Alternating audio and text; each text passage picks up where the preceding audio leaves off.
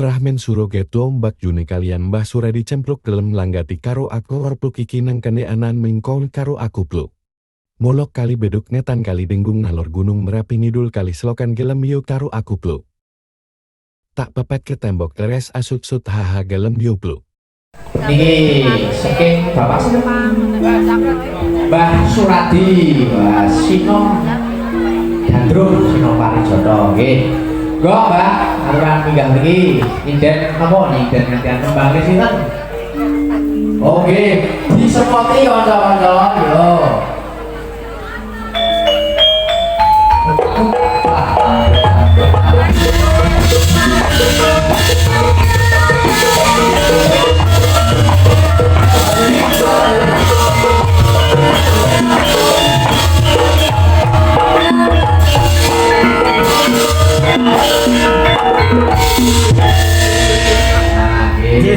Lah kok wis entek? Oh, nek. None nino.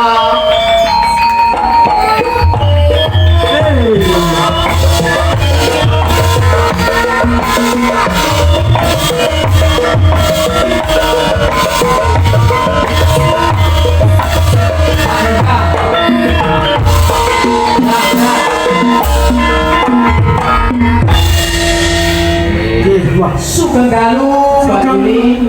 Sugeng Dalu. Mbah Suradi saking Keronggan. Wah, saking Keronggan. Tangginipun Pak Joko Antos. Wah, nggih. Pundi niki pendukung Keronggan pundi? Oh menika. Oh, nggih, cakep. Nggih, menika dene gladen sinaosa sampun sepuh. Nggih. Saderipun kula aturaken Sugeng Dalu, Sugeng Ambal Warso, RSA Akademik ingkang kaping 12. Nggih, mugi-mugi anggenipun ngayomi maringi usada sedaya warga masyarakat ing samangke saged waluya jati waluya. Nah, menika tanggalipun RSA dicintai masyarakat. Luar biasa nggih. Nuwun sewu Mbak sinten? Derek nempangan. Nggih, derek pitetangan. Kula Yuni. Oh, kula Simbah. Simbah Mbah Suradi. Nggih, badhe derek gladen menika kula kesengsem sangat jalaran pradonga menabuh player-playeripun menika muda-muda. Nggih, menika pun nabuh utawi pradonga kalebet kula sebab player menawi kula kiprahipun wonten ing bidang campur sari. Nggih, kula nggih alhamdulillah gadah bangsa wonten. Uri-uri kabudaya. Nggih. Nuwun sewu, Kyai. Wah, niki napa niki ceritane sepurane napa niki? Menika saged menika pun patah menika Napa? sejarahipun. Nggih. Sejarahipun namung napa? Cokean kemawon. Oh, nggih. Cokean kemawon menika Mbak sinten? Yuni. Mbak Yuni niku ada ingkang samangke nggih dados cempluk. Oh, nggih. Dados cempluk. Ning kula kok kirang nyempluk nggih. Nggih. Cempluk. Dados cempluk niku putrane Mbah Golong. Nggih. Menawi kula anake suruh bangsat Bento. Ah, Oh, nggih. Bento. Ya, wis kok sing ngorai. Turuk. Ayo.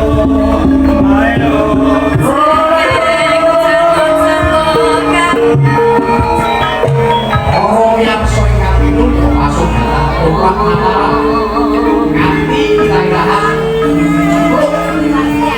masuk ya nanti Parobo Mbah Suradi. Mbak Suradi dan Mbak Yuni Sugeng Aprisani.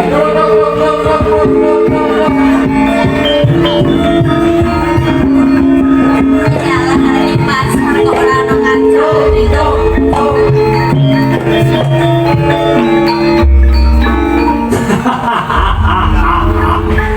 Alhamdulillah aku bisa ketemu putrane Pak D cempluk siriramu ya arep muni kowe kasar Kowe nggih mboten napa-napa, tok men profesional kok. Iya ora apa-apa. Kowe anake Pakde. Aku sinebut adimu ora apa-apa. Ning aku kasengsem kayuyut marang kowe Jembro. Gelem langgati apa sing dadi sediaku apa ora? Ora. Aku ora. Sebabe aku kurang apa? Apa mergo untukku apa? Keparangan Ngomong pun lagi enak. keri ya? Keri. Nek apa ki lho mah isis angine mlebu kabeh. Aku bisa mati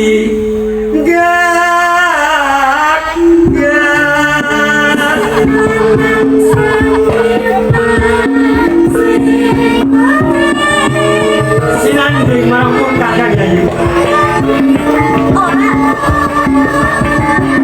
yen tak sinanding jayun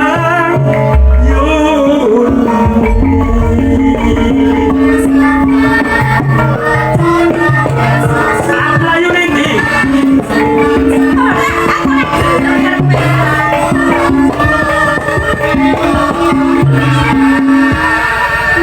yen mlayu mulon kaya ono kali bedhok yen kowe mlayu ngetan ono kali denggung kali bedhok kuwi duweni anak kali pokok kali apa? Kali bayam pokok bleset kadoan jangan nyoman ngulan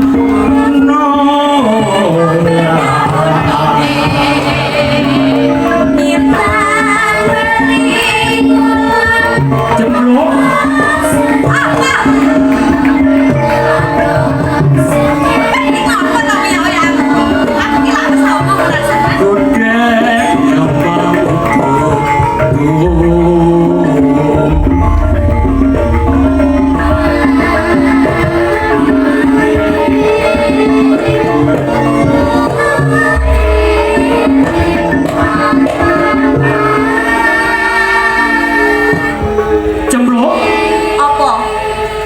diciptakake ana ing alam padha ana ing alam praja kudu eling karo Sang Hyang Manom Sang Hyang Widi Gusti Allah Subhanahu wa taala kowe nindakake 5 wektu dulu Ya wis to. Pidalang kedah emot kalian ingkang mau kaoso menawi ngrasa agama Islam nggih netepi dawuhe Gusti Allah Netro kocak gondar gandhi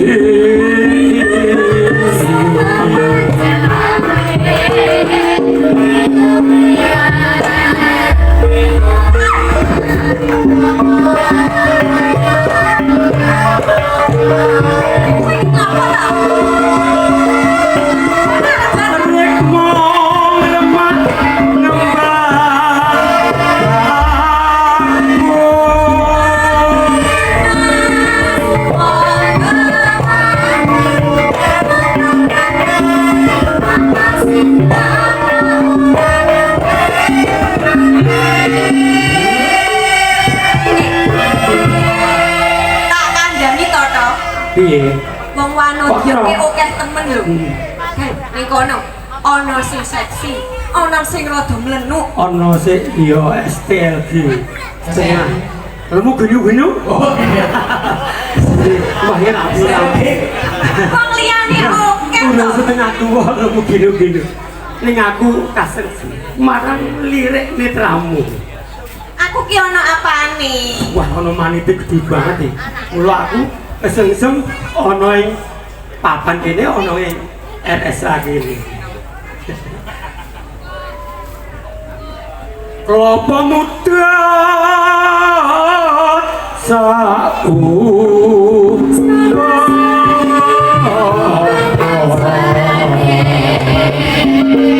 Lima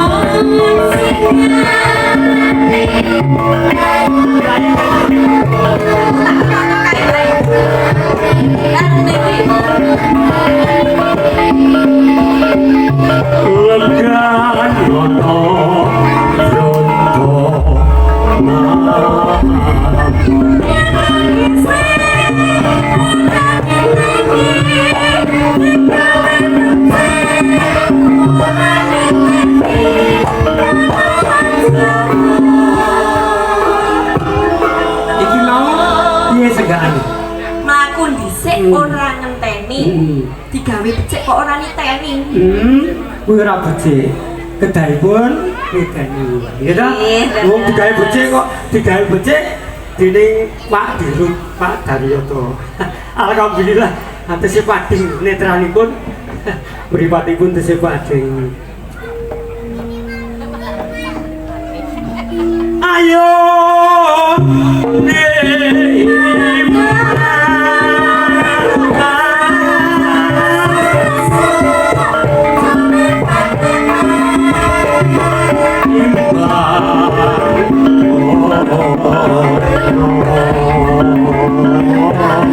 masuk sebutin ayo semuanya.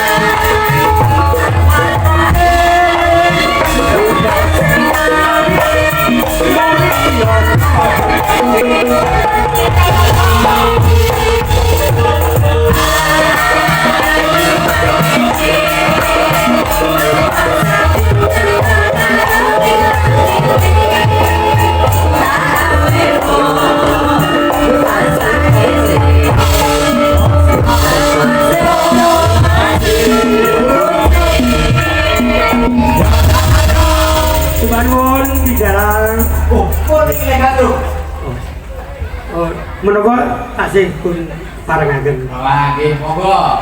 Ditekke nganti sepuke mlayu lho, Mbak. Mboten sakmenika Pripun? uri-uri kabudayan sesideman mawon. Oh, nggih. Kula bawanipun mangke gentosan. Oke. Nggih. Sale Mas juga. Sideman. Pun dinding sepinten.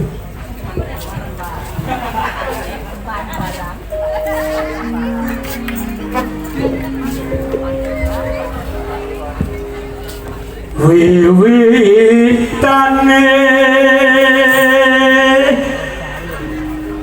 handere sapeke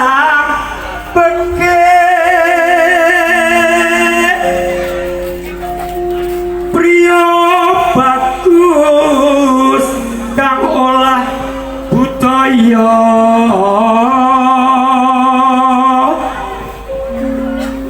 menyang ana kutha gedhe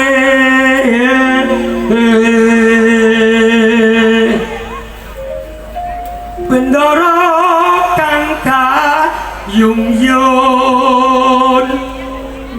selendang kuning kang saka ukir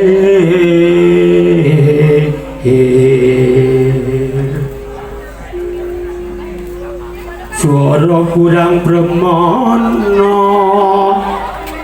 ning wasis ambrung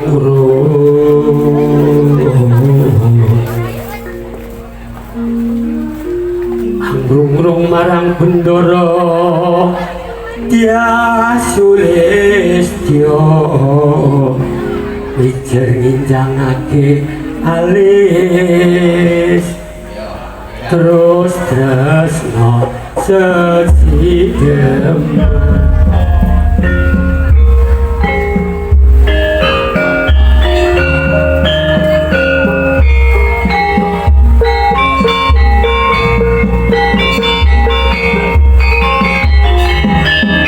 Bersama kita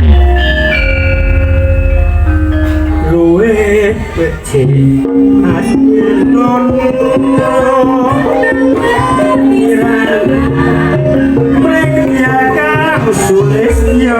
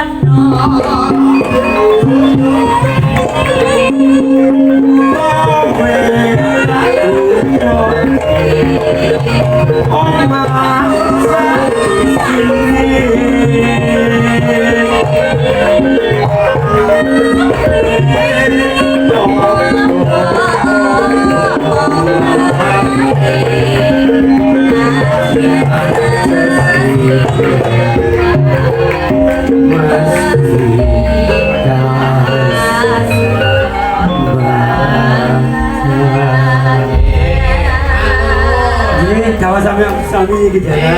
Nyuwun pangapunten Pak Daryoto. Wa bilih kula lanjeng teladuk atur kula. Saestu kula nyuwun agung samudra pangaksama. Nggih. Matur nuwun. Nggih, yo disemoga bener. Tulung.